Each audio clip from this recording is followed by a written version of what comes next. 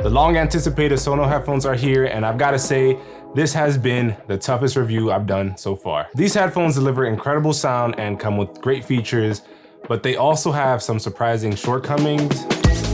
The headphones cost $449 and you can get them in black or in white. In the box, you get a USB-C to USB-C cable, a USB-C to 3.5mm cable, a travel case, and of course the headphones themselves. The headphones have a sleek matte design and each ear cup has 40mm drivers that give you incredible sound. They weigh under a pound, and at the bottom of the left cup you have an LED light so you know when you're connected. There's also a power button that also works as a Bluetooth button to pair devices. On the right ear cup there's a noise control button to switch between noise cancellation and aware mode, and the content key to control playback, adjust volume, and manage calls. You also get a USB-C port to charge and connect devices via wire for lossless streaming. The buttons all feel high quality and very premium, and I especially appreciate the content key for adjusting volume and switching songs. Also, the stainless steel headband smoothly extends and stays securely in place. The soft vegan leather and memory foam also makes them very comfortable to wear for hours, and the cups can easily be replaced thanks to the magnets, similar to the Airpods Max. Honestly, so far I have no complaints with the design and comfort. They feel extremely high quality and still lightweight. Shortly, we'll compare them to the Sony XM4s and AirPod Maxes. But now onto what really matters, the features and the sound quality. See, there's two types of people that will buy these headphones. The first group of people just want great sounding headphones with a premium build quality that will use this with their computers and phones, right? The second group of people are existing Sonos users that own Sonos products like a soundbar and are expecting the seamless integration.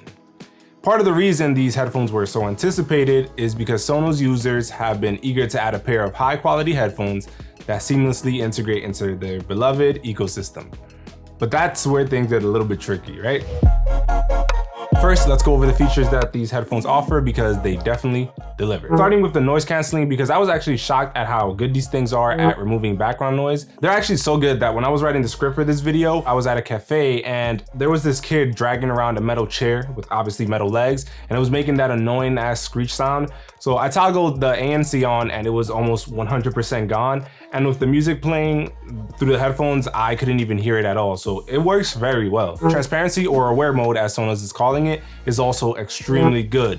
On par, or at least very close to the AirPods Max. It was really hard to tell which one was better, but some headphones, when you toggle ANC or noise cancellation on, the audio quality kind of changes a bit. With the Sonos though, the quality stayed consistent and it sounded very good regardless on which mode I was on, so that's a plus.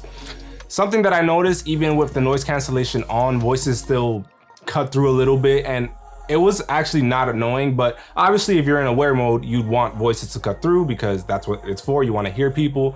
But with ANC on, the voices still kind of seep through, and I wouldn't have noticed if I wasn't swapping between the modes to test this with one of my boys, right? Without playing music to the headphones, I asked them to talk to me as I swap between modes to see how well ANC works, and I noticed that I could hear him even with the noise cancellation on, and even though it was blocking out other noises like the AC in the room, his voice was like still seeping through, but unlike aware mode, it wasn't amplified. So obviously voices are amplified when aware mode is on so that you can hear them, but with this, it was kind of just seeping through, and I couldn't hear the voice once I start playing the music. The minute you start to play music, the music kind of overshadows the voice. It was just something that I noticed and I thought it was worth mentioning. I still recommend turning on aware mode if you want to be, well, aware of your surroundings.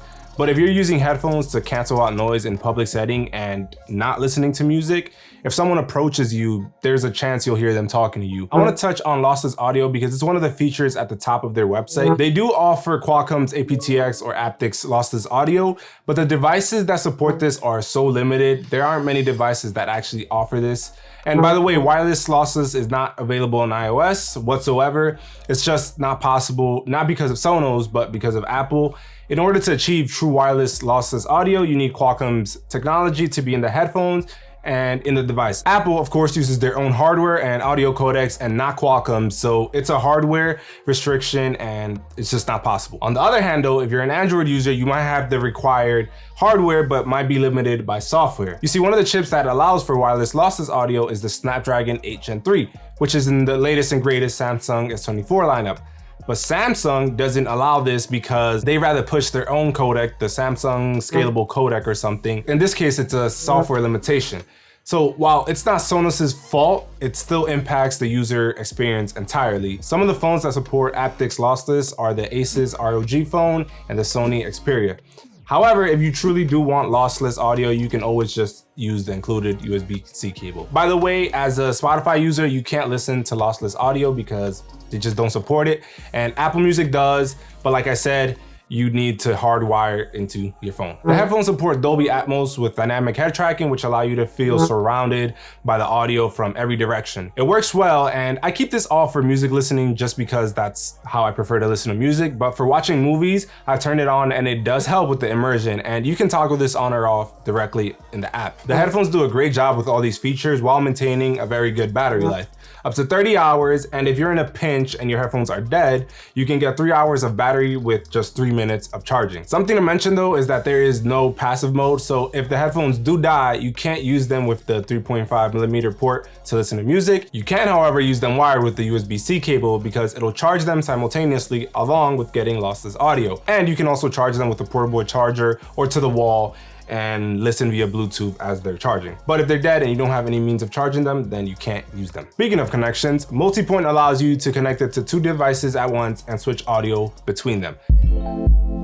All right, so let's get into why it's been so difficult to decide if I'd recommend these or not. There's a few things that are coming soon, but it would be unfair to review them based on a promise instead of the current product as it is now. These headphones are in an interesting place because if you're an Android user, you can listen to lossless audio via Bluetooth, but only if you have a model that can actually support it. But the headlining feature, TV audio swap, and why people have been waiting for this for years, just isn't available on Android yet. Considering this is a Sonos product and a big selling point for them is their ecosystem, this just isn't acceptable for this premium price tag. Look, I'll say this, I'm not invested in their ecosystem and I don't really care for that. It doesn't really impact me, but I understand that a lot of people are, and this is what they were waiting for. This feature is available on iOS, but the only soundbar that currently works with this is their premium ARC soundbar. Support for the others are coming soon, but how long is that gonna be? By the way, we're gonna talk about the app shortly. I'm not skipping over that. But if you're on iOS, you lose the ability to play wireless lossless audio if that's something that you care about, since obviously iPhones don't support it. But you get one of their headlining features, TV audio swap, which isn't available on Android just yet. So it's like pick your poison. Before I compare them to the XM4s and AirPod Maxes, I feel like I had to mention this because as I mentioned earlier, I think potential buyers will fall under 2 categories. Existing Sonos users that are in the ecosystem and people like me who just want a premium sounding and feeling headphones. So how do they compare to the XM4s and the AirPods Max? I don't own the XM5, so I'll be comparing them to the XM4s. Also, keep in mind that audio is a very subjective thing and it's a matter of opinion, so you might disagree with me. And I've seen a bunch of videos on these now and opinions are all over the place. The XM4s though definitely have a better bass response and get louder, but the Sonos sound a bit better and less muddy. The noise canceling is slightly better than the XM4s because it feels like it's more constant. It's only a little bit better, but sometimes you can kind of hear the XM4s adapting to the changing noise in your environment, and these feel like they're a little bit more consistent. They kind of just cancel everything out without hearing it. You can still hear it sometimes, but it's not as aggressive when canceling out frequencies, if that makes any sense. The XM4s definitely have better bass response, but I think that these sound richer and more detailed overall. So one of my boys is kind of an audiophile and he swears by the AirPods Max. My daily driver has been the XM4 for the last 2 years, but he loves these things, he swears by them. He always felt that the XM4 sounded muddy compared to the Maxes, and of course I disagreed, I use these. But having these 3 side by side here, and listening to them like, just obsessing over sound and like the little details for the last few days, I kind of see what he means. And I'm not saying these sound bad by any means, but relative to the other 2, these do sound a little bit more muddy. I still think the XM4s are great headphones, especially for the money, especially considering that you can find them for as low as $250 nowadays. But maybe one of the trade-offs for it's having such a powerful bass response and being so loud is that it comes at the cost of some of the overall quality. Again, this is only by comparison because these things, especially now for the money, are amazing. Anyways, back to the Sonos. These definitely don't get as loud as the XM4s and the bass isn't as punchy. but these sound much more rich. And I'm gonna rank these 3 at the end of the segment, but comparing the Sonos' Aware mode to the AirPod Max's transparency mode, it's on par.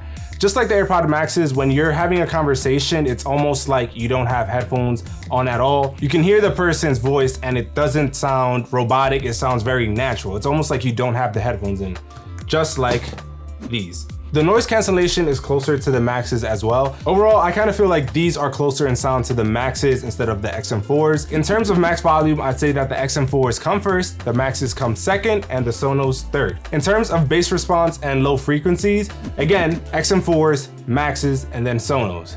For clarity and richness, I say that the Sonos and the AirPod Maxes are interchangeable. I think I prefer the sound of the Sonos more, but they're both very good. And then the XM4 follows after one of those 2. That's where it's like a personal preference thing, but overall, I think I prefer the sound of this than this. In terms of separation and overall balance, by this I just mean that when you're listening to the song, do certain frequencies or instruments overpower another, or if you're focusing on an instrument specifically, like vocals or hi-hats or even a piano or something, whatever the case might be, how easy is it to distinguish that from the other layers in a song? The Maxes take the lead, then the Sonos are slightly behind, and then the XM4s. But where the Sonos shine is making these Ace headphones feel like a premium durable product and still keeping the weight down and keeping them comfortable to wear. I'm not a fan of the Maxes because they're so heavy, but these things can take a beating. The Sonys, by comparison, feel very cheap, but they're very comfortable, lightweight, and I feel like Sonos just has struck like a perfect balance. They don't feel as premium as the Maxes, but they also don't feel as cheap as the Sony XM4s. Granted, these are cheaper, these are in the middle, and then these are more expensive, so it makes sense. Where Sonos lacks is their app. And last month or something, they completely changed their app and they lost a lot of the features that people loved. And they say they're working on that, but as of right now, and as of making this video, I think yesterday they did update some of the features that were missing. But anyways, the Sonys, which can be found for $250 at this point, have amazing customization, and you can fine-tune your audio to sound how you like it. $200 cheaper. The Sonos allow you to customize your bass, treble, balance, and head tracking. By comparison, it's not very customizable at all. In the app, you can also toggle on and off the wear detection, which will pause and play music whenever you take off or put on the headphones. All right, so who would I recommend these for? Well, if you're okay with the very expensive $450 price tag and just want very good sounding and good looking headphones, and you don't care about the Sonos ecosystem, these will not let you down. You won't be disappointed. You can also find the XM4s for almost $200 cheaper, and that's also a very good deal. But if you want the premium feel and buttons instead of swipes and gestures like the XM4s to control your music and adjust your volume, I'd say go for these. I also think these sound richer, have better detail, but they lack in the low end when compared to XM4s. The sound quality, Aware mode, and ANC are exceptional in these. The price tag is just a little steep, but then again, Sonos is a company that makes premium products with premium price tags. If you already own a pair of headphones, but you were waiting for these to expand on your Sonos ecosystem, I'd say maybe wait a little bit longer until they can improve their app and more importantly, expand compatibility to their other soundbars. Oh, and of course, bring it over to Android if you have an Android device, because I'm sure it's coming, but it's just a matter of when, right? I don't have an answer. But I mean, if you're already in the Sonos ecosystem and you own a pair of headphones, I'd say just wait it out. That's all for me. Catch you guys on the next one. Peace.